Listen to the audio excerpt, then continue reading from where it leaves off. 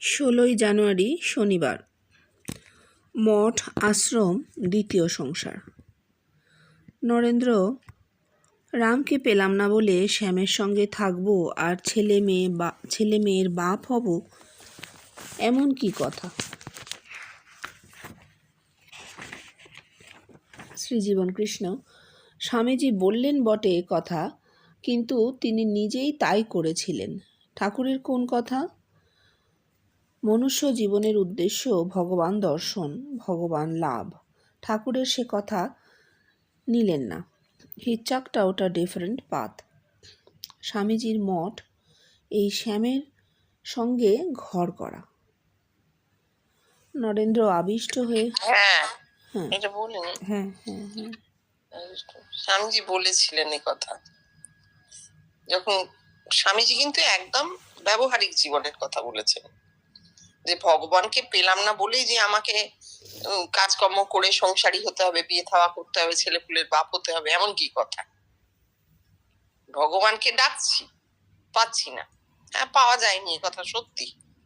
তো না পাওয়া গেলেই যে আমাকে সংসার করে বিয়ে থাওয়া করে ঘর বসাতে হবে, এরকম কি কথা? একদম ব্যবহারিক কথা বলেছিলেন স্বামীজি। কিন্তু জীবন কৃষ্ণ তার যোগ দৃষ্টি, তিনি বলছেন হ্যাঁ সত্য বটে, রামকে পাওয়া হয়নি। জীবনের উদ্দেশ্য ভগবান দর্শন, ভগবান লাভ। স্বামীজি সেই উদ্দেশ্যের পথে হাঁটতে গিয়ে কি করলেন? মঠ মিশন তৈরি করলেন। লোকজন, বিপুল আয়োজন, ঈশ্বরের নামে বিপুল একটা আয়োজন হলো। তাহলে এটা স্বামীর সঙ্গে ঘর করা হলো, সংসার করলেন। মঠ কি সংসার নয়?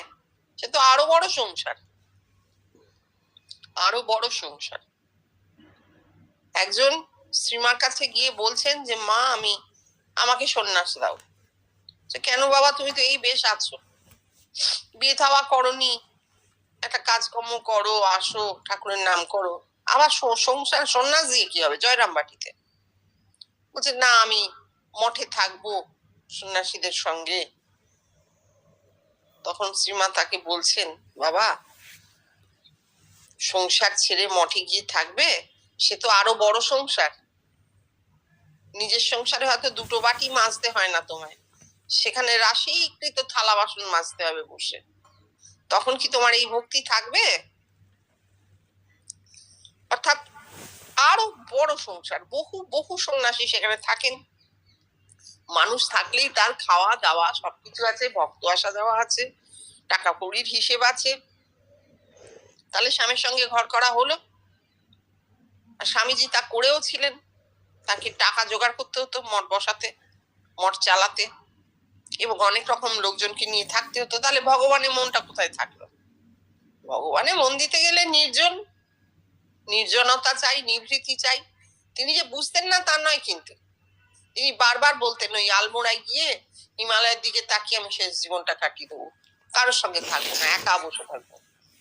হ্যাঁ, ওই রকম উত্তুঙ্গ পাহাড়ে আর কে যাবে, উনি একাই চলে যাবেন, এটা ওনার মনে হতো, উনি বলতেন। কিন্তু এটা স্বাদ, এটা সাধের কথা, তাই না? ওরকম স্বাদ তো আমাদের সকলের যায়, কিন্তু কার্যক্ষেত্রে এটিই ঘটেছিল।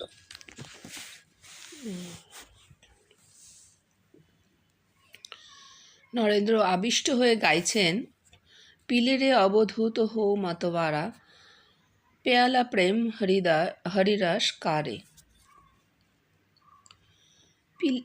শ্রীজীবন কৃষ্ণ: হরিরস পেয়ালা, সেটা কি রে? এই দেহ। আর হরি কি? বীজ মন্ত্রের কথা থেকে এর উৎপত্তি। ওং হ্রিং হ্রিং, হ্রিং মানে যে লুকিয়ে আছে, সারা দেহ ব্যাপ্ত হয়ে যে লুকিয়ে আছে, সেই হরি। মাতোয়ারা কুণ্ডলিনীর জাগরণে ব্রহ্মপুরের মানুষ। হরি যিনি যোগনিদ্রায় শায়িত ছিলেন, অর্থাৎ যিনি নির্গুণে ছিলেন, তিনি মূর্তি ধারণ করে দেহেতে জেগে উঠলেন। তখন তুই তার প্রেম রস পান কর। রস বই স বেদ। কি সুন্দর হরির এই ব্যাখ্যা আর কি কোথাও শোনা গেছে? হ্যাঁ হ্যাঁ, সুন্দর ব্যাখ্যা। রিং মানে যে লুকিয়ে আছে, হরি গোপনে মানুষেরই দেহে, ওই যে আলেকলতার মতন অলক্ষ্যে যিনি দেহকে ওতপ্রোত ভাবে জড়িয়ে রেখেছেন, প্রতিটি মানুষের দেহকে ওতপ্রোত ভাবে যিনি জড়িয়ে রেখেছেন, সেই তিনিই হরি। এই ব্যাখ্যা কি আমরা কোথাও শুনতে পেয়েছি? পাইনি। বীজ মন্ত্র কেন? বীজ মন্ত্র মানেই হচ্ছে গুপ্ত, মানে একটা লম্বা কাপড়কে তুমি যদি ছোট করে গুটিয়ে একদম এইটুকু করে তুলে রেখে দাও, সেটা হচ্ছে বীজ মন্ত্র। ওটা যে একটা কাপড় ওই রকম ছোট্ট হয়ে আছে, গুটিয়ে আছে, সেটা জানা যাচ্ছে না, বীজের মতন গুটানো, খুললে বড় কাপড়। সে মন্ত্র, বীজ মন্ত্র দেখে পড়া মানে এরকম গুটিয়ে ছোট্ট বীজ, কিন্তু খুললে এত বড় দেহ কাপড়। এই দেহে হরি লুকিয়ে আছে, হরি রয়েছেন, লুকিয়ে টুকিয়ে নেই, মানে অপ্রকাশিত। প্রকাশ্যে তাকে ধরা যায় না, জানা যায় আছেন, ধরা যায় না। তা তিনি তো আর কেউ নন, তিনি তো অপর ব্যক্তি নন যিনি আমার দেহে ঢুকে জড়িয়ে রেখেছেন। আমারই আরেক সত্তা, আমার মধ্যেই, আমার এই দেহ সত্তা ছাড়াও যে ভগবত সত্তাটি আছে, সেইটি হরি।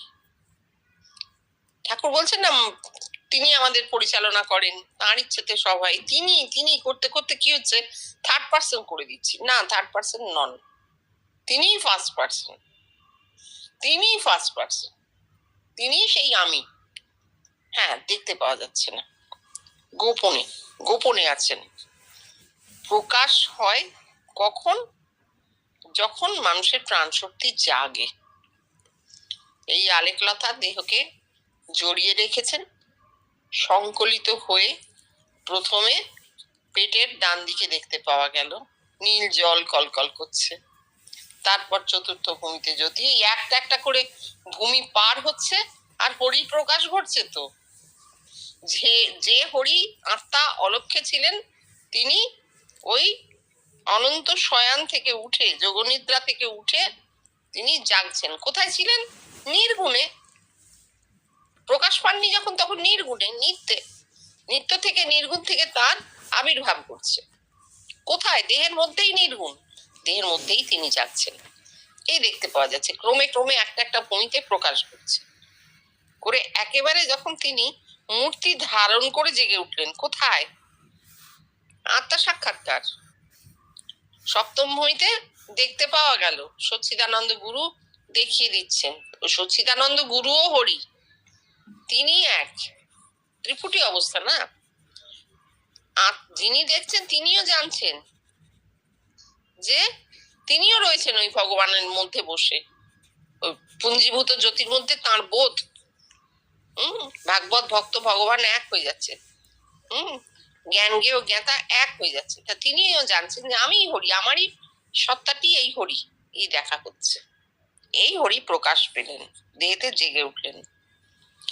তারপর যখন সেই হরির রূপ দেহেতে নামছে, দেহের মধ্যে মানুষ রতন হাততালি দিয়ে হরিনাম করছেন, তখন প্রেম রস, একটা অদ্ভুত আকর্ষণ জন্মায়। যাকে দেখিনি, জানি না, চিনি না, এতদিন ধরে আমার দেহের মধ্যেই যিনি রয়েছেন, তিনি হঠাৎ রূপ ধারণ করে যখন ফুটে উঠলেন, তখন বাকি পৃথিবী আমার কাছে বেকার হয়ে গেল, তার আর কোনো মূল্যহীন হয়ে গেল, কোনো মূল্য রইল না। কারণ এমন জিনিস দেহের মধ্যে পাওয়া গেছে, কোথাও যেতে হয়নি, কাউকে খুঁজতে হয়নি, কাউকে বলতে হয়নি, আপনা থেকে প্রকাশ ঘটেছে। এবং এমন অপূর্ব সে প্রকাশ যে মানুষটা ওই মাতোয়ারা, মাতাল হয়ে যায়, মত্ত হয়ে যায়, ওই নিয়েই সারা দিতে থাকে। এই হচ্ছে প্রেম রস। রস কেন? দেহের মধ্যে তার অবস্থান, দেহের মধ্যেই তার অবস্থান, এবং তা আমাদের আনন্দ দিচ্ছে। এটা রসের সৃষ্টি হচ্ছে, দেহের রসের সৃষ্টি হচ্ছে, ভক্তি রস, ভক্তি রসের সৃষ্টি হচ্ছে।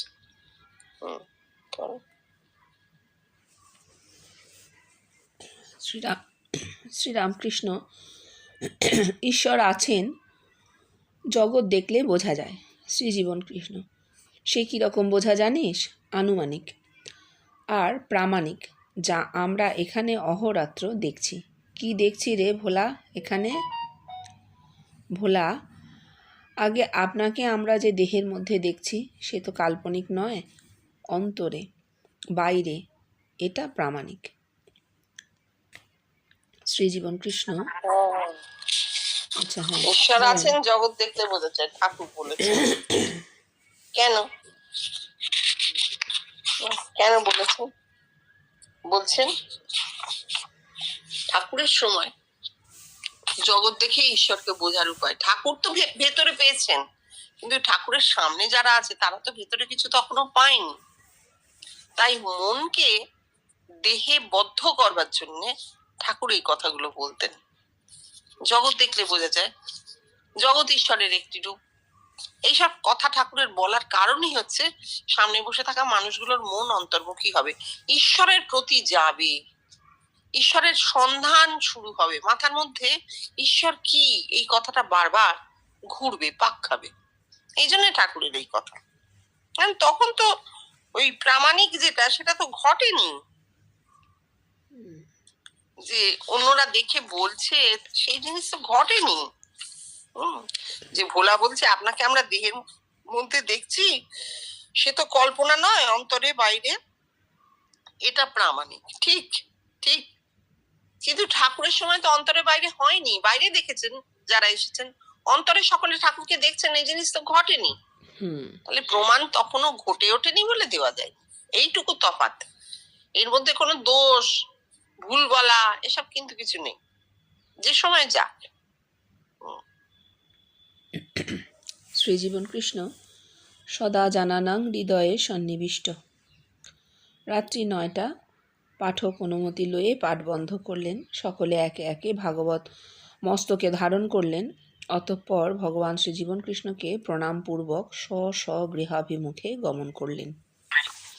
তাহলে এই বিচ্ছিন্ন কথাটি ভোলাদার নোট করলেন কেন? সদা জনানাং হৃদয় সন্নিবিষ্ট হঠাৎ তিনি বললেন।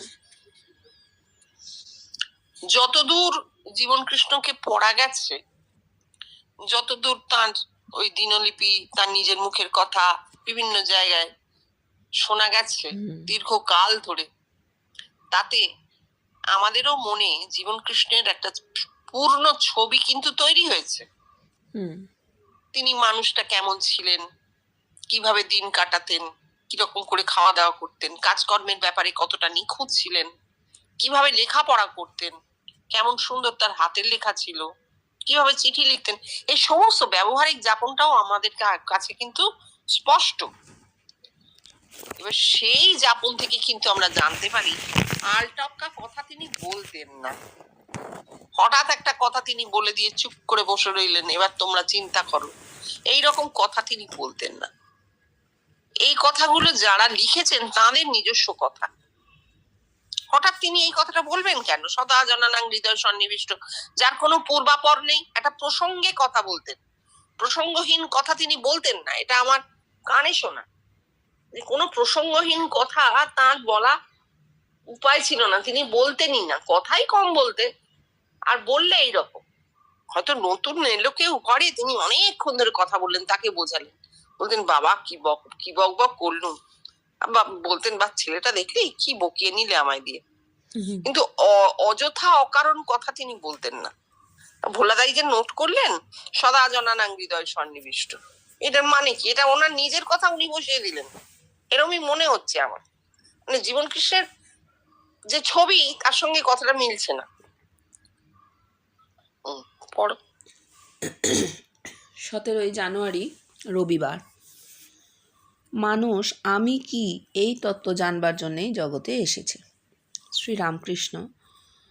ব্রহ্ম ত্রিগুণাতীত, অহর্নিশি ঈশ্বর চিন্তা করলে ঈশ্বরের সত্তা লাভ হয়। শ্রীজীবন কৃষ্ণ। ঈশ্বরের সত্তা কি ক্ষিতীশ? ক্ষিতীশ ঈশ্বরের সত্তা ঈশ্বর হওয়া। শ্রীজীবন কৃষ্ণ। কীরকম? ক্ষিতীশ, আপনি ঈশ্বরের চিন্তা করে তার সত্তা পেয়েছেন, ঈশ্বর হয়েছেন। শ্রীজীবন কৃষ্ণ। হ্যাঁ বলে নিন এটা। না, ওনার ব্যাখ্যাটা বলো, বলেছেন। শ্রীজীবন কৃষ্ণ। আর তোমরা কি বানের জলে ভেসে এসেছো বাবা? না, তা নয়। ঈশ্বরের সত্তা হচ্ছে এক, একং সৎ। তাই জগতের মানুষ যারাই আমায় দেখছে তাদের দেহে তারা এক সত্তা পাচ্ছে। আর ত্রিগুণাতীত, এই দেখ ভোলা ভোলার বাবা, ভোলার ছেলে। ওই দেখ জিতেন, জিতেনের বাবা, জিতেনের ছেলে, এরা সকলেই আমায় দেখে।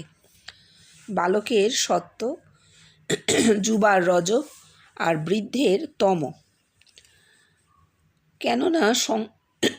কেননা সংহার হতে চলেছে তম গুণে সংহার। সত্য, রজ, তম 3 গুণ তাদের রয়েছে, তবু তারা আমায় দেখছে। তাই আমি শুধু ত্রিগুণাতীত নই, কালাতীত। দেখ, ব্রহ্ম ত্রিগুণাতীত।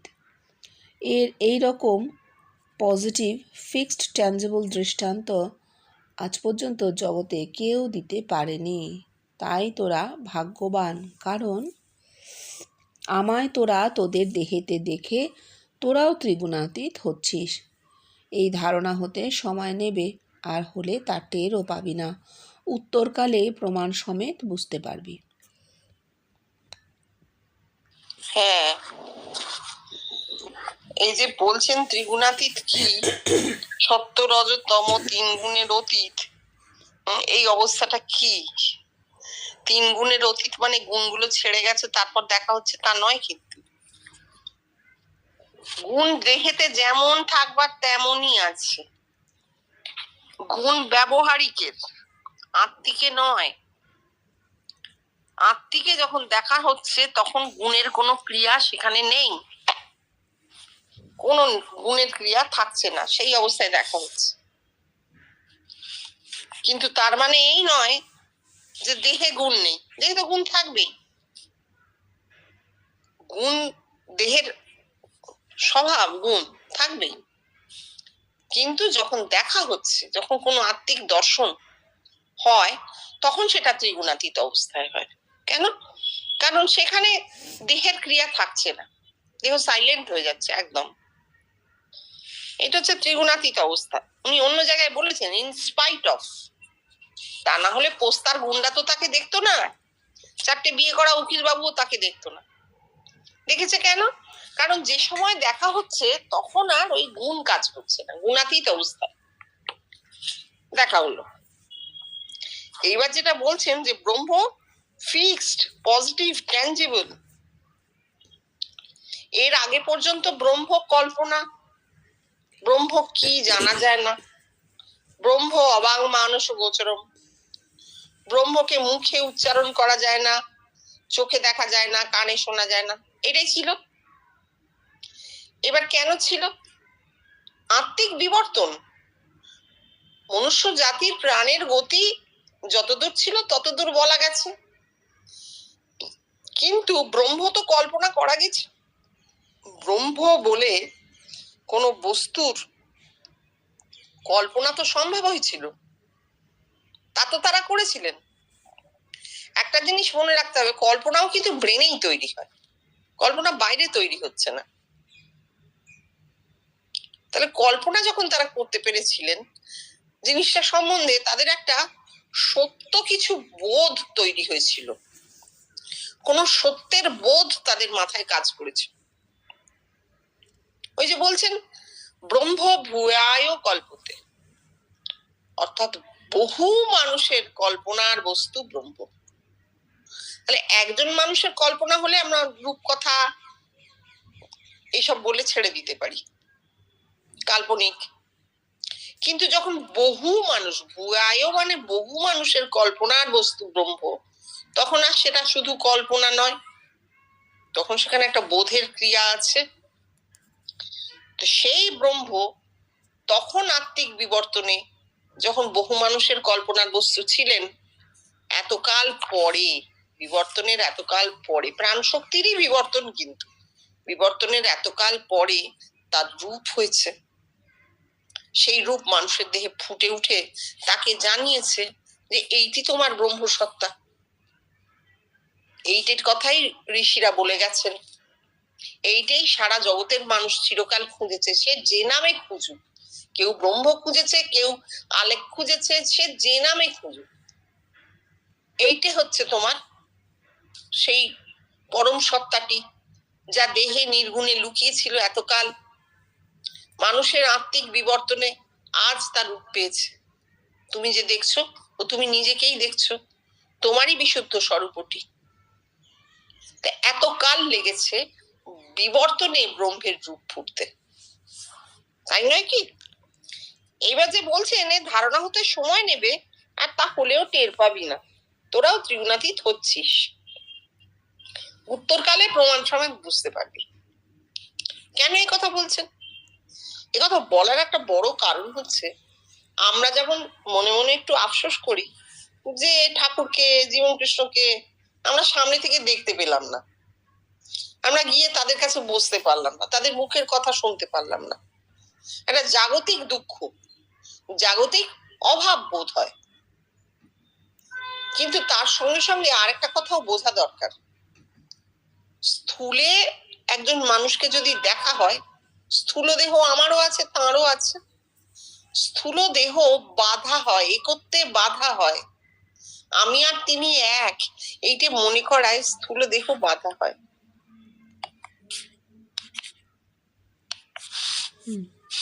সেইটা কিন্তু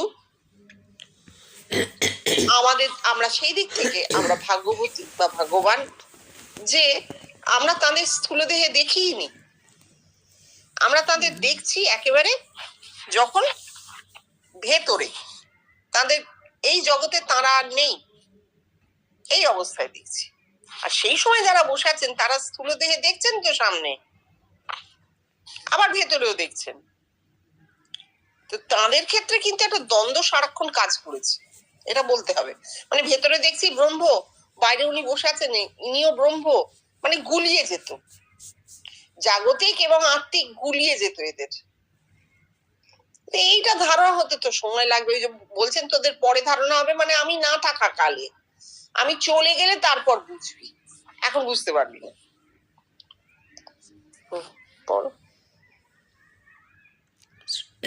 শ্রীরামকৃষ্ণ, যতক্ষণ কর্মে আসক্তি থাকে ততক্ষণ ঈশ্বর দেখা দেন না। শ্রী জীবন কৃষ্ণ, তাই কি? আমাদের দেখাচ্ছে কি রে? আমাদের আগে ঈশ্বর দেখা দেন, তারপর আসক্তি আপ না হতে যেতে থাকে, আর যাচ্ছে যে সে তাও টের পাবে না, বহু পরে জানবে। আর ঠাকুর যা বললেন তাতে করে মানুষ কর্মে আসক্তি কমাতে কমাতেই শিঙা ফুঁকবে রে বাবা, ভগবান দর্শন আর হবে না। কারণ বিবিদিশায় ভগবান দর্শন কেন, তার কিছুই হয় না। হ্যাঁ, তার কারণ দেহ দিয়ে চেষ্টা করা হয় তো। শুধু দেহ বলবো কেন, মন, দেহ, মন, মন ইন্দ্রিয় দেহেরই অংশ। হ্যাঁ, এখন তো ডাক্তাররাও স্বীকার করছেন যে মন হচ্ছে দেহেরই অংশ, বাইরে কিছু না, দেহের বাইরে কিছু নেই। তাহলে এই যে সচেতন মন দিয়ে, জাগ্রত চেতনা দিয়ে, সচেতন মন দিয়ে সমানে চেষ্টা করা, নানা রকম আত্মনিগ্রহ, অমুক দোষক ইত্যাদি করে চেষ্টা করা, যাতে ভগবানকে পাওয়া যায়। কি অদ্ভুত! আমি চাইছি, আমি সন্ধান চাইছি যার, তিনি আমার দেহের মধ্যেই আছেন, কিন্তু তাকে এইভাবে দেহ দিয়ে ধরা যাবে না। দেহের মধ্যেও তিনি কিন্তু দেহের অতীত অবস্থায় আছেন, দেহাতীত। আমারই একটি পরম সত্তা দেহাতীত হয়ে রয়েছে, তাকে আমি দেহ দিয়ে ধরবো কি করে? সেই সত্তাটি যদি আপনা থেকে প্রকাশ পায় তবে হলো, তা না হলে কিন্তু হলো না। এইটাই সোজা কথা। এবং ব্যক্তিগত ক্ষেত্রে এ বড় দুঃখের কথা। আমরা সবসময় কিন্তু বিশ্বব্যাপী তো নিয়ে কথা বলছি, সারা বিশ্ব জুড়ে কি হচ্ছে, কেন? সেখানে একটা সান্ত্বনার জায়গা আছে। যখন আমি একা বাঁচি তখন আমি স্বার্থপরের মতো বাঁচি, যখন আমি অনেকের সঙ্গে বাঁচি, বহুর মধ্যে বাঁচি, তখন কিন্তু আমার স্বার্থ বলে কিছু থাকছে না। আমার না হয়েছে তো কি হয়েছে, জগতের হচ্ছে, আরো হবে, আমার আর কি জীবন, আরো হবে, এর মধ্যে কিন্তু আর স্বার্থ থাকছে না। কিন্তু বিবিদিশা স্বার্থেরই কথা। আমার হবে, আমি চেষ্টা করছি, আমি সাধনা করছি, আমি ধ্যান করছি, আমি ঠাকুরের নাম করছি, আমি দেহ দিয়ে দেহের অতীতকে ধরতে চাইছি, এটা হয় না। এক তো প্রচন্ড অহংকারের প্রকাশ, আর দ্বিতীয় কথা হচ্ছে এভাবে হয় না। যা হবে বিবর্তনে আপনা থেকে হবে, ন্যাচারালি হবে, ন্যাচারালি হবে, চেষ্টা করে হবে না। এই যে বলছেন তার কিছুই হয় না, কি করে হবে? হয়তো কিছু আত্মিক স্ফুরণ তার হতো, কিন্তু এই যে চেষ্টাটা করা হলো, তার ফলে ওইখানে একটা অবস্ট্রাকশন তৈরি হয়ে গেল, গতিতে অবস্ট্রাকশন হয়ে গেল, অহংকার জন্মালো যেই যে আমি করছি, এই করছি, সেই করছি, ব্যাস সঙ্গে সঙ্গে একটা অবস্ট্রাকশন তৈরি হয়ে গেল। শ্রীরামকৃষ্ণ গান গাইছেন, এলে কি তত্ত্বে এ মর্তে। শ্রীজীবন কৃষ্ণ, মানুষ কি তত্ত্বের জন্য জগতে এসেছে বলতে পারিস? আমি কি এই তত্ত্ব জানবার জন্য জগতে এসেছে? আমি কি এর রিভিলেশনের চেষ্টা চলেছে অহর্নিশি দেহির সম্পূর্ণ অজ্ঞাত সারে? এই রিভিলেশন শুরু হয় জন্ম থেকে, তবে তোদের ধর্মশাস্ত্রে যেখান থেকে কথা বলছে আমি সেখান থেকেই আমার ধর্ম ও অনুভূতিতে লিখে দিয়েছি। যদিও জন্মাদর্শ কথাটা লিখছে, তাই আমার শিশুকালের অনুভূতি তোদের কিছু কিছু বলেছি। 12 বছর 4 মাস হতে রিভিলেশন শুরু হলো। আমি কি দেখানোর পালা। সচিদানন্দ গুরু লাভ থেকে আত্মা সাক্ষাৎকার 24 বছর 8 মাস পর্যন্ত আমি কি দেখালো। তারপর অসংখ্য মানুষ তাদের দেহেতে আমায় দেখল। আমি কি এর রিভিলেশন হলো। কি রিভিলেশন হলো? জগতের মানুষ আর আমি এক। আর এই এক কে বলছে? জগতের মানুষ বলছে। আমি বললে হবে না বাবা। যেমন তোদের বেদ বলছে, যস্তু সর্বাণি ভূতানি আত্মনিবানুপশ্যতি সর্বভূতেষু চাত্মানং তত ন বিজুগুপ্সতে। এ তো বাবা বেষ্টির কথা। আমি দেখব, আমি বলবো। এ রিভিলেশন নয়। আমি আমার অহংকারকে দেখব। আমি কে নয়। ওরে মানুষ বলবে, দেখো গো, আমি আর তুমি এক আত্মিকে। আর এই রিভিলেশন প্রত্যক্ষ অনুভূতি আপনা হতে হবে। আমার মনে হয় এইটার আর ব্যাখ্যার কোনো প্রয়োজন নেই। এত সুন্দর করে উনি বলেছেন যে রিভিলেশন কি।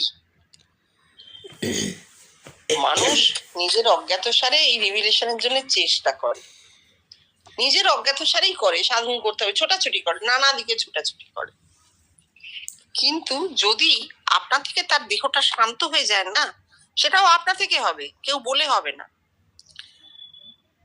যদি আপনা থেকে তার দেহটা মনটা শান্ত হয়ে যায়, তাহলেই কিন্তু দেহাভ্যন্তরীণ যে ক্রিয়া শুরু হয়ে যাবে, ওই রিভিলেশন যাকে বলে, প্রকাশ শুরু হবে।